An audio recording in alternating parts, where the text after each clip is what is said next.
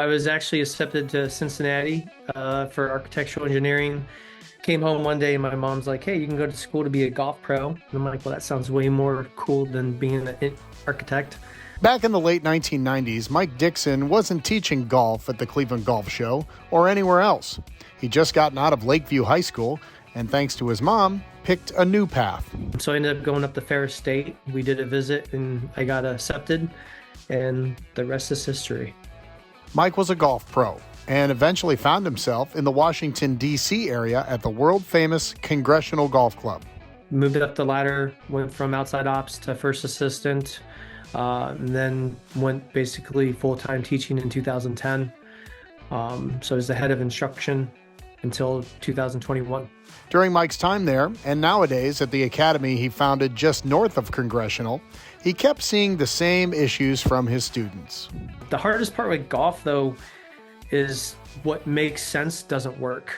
The two hardest things that I fight on a lesson tee is holding the club the right way and making sure that we start the downswing the right way. A lot of times people are trying to do stuff that they can't physically do, and they fight it, and they won't ever get to where they want to go. So he started trying to think of a tool or training aid that would help.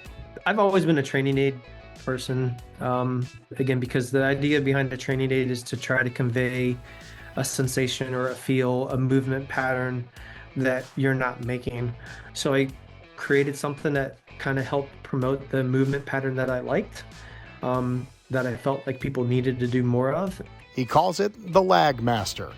Again, the goal of using a Lag Master is to train how the body and the arms need to swing. And it's been pretty awesome. It's a device that gives the golfer a feel instead of just hearing instruction. Just swing back, put the ball on your shoulder, and keep it there as long as you can during the swing. That was the thing that kind of blew my mind. It was within a couple swings that someone would turn. Most of the time it's like, oh, wow, I don't do that. I think that's the most common phrase I hear. This is going to help prompt you to keep the club on a better plane. Instant feedback for the player. But that was the easy part, getting patents, making Lag Masters, and marketing this new product.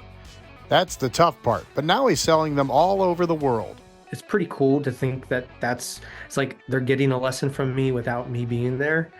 But yeah, no, I think that's the one thing as any teacher. When the student gets it and you see the light bulb go on, when it happens for you, what's that like for you? Pretty cool.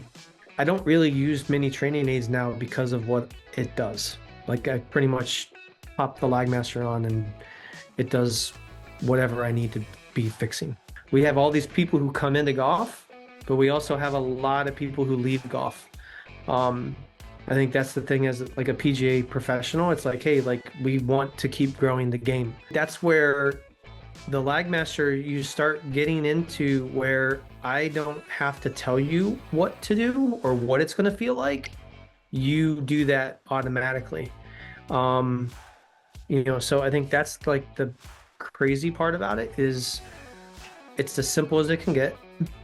It's get your grip down. So the first video when you get one is how to take your grip, and then you're trying to get it to go on your shoulder, keep it on your shoulder, and go to your other shoulder.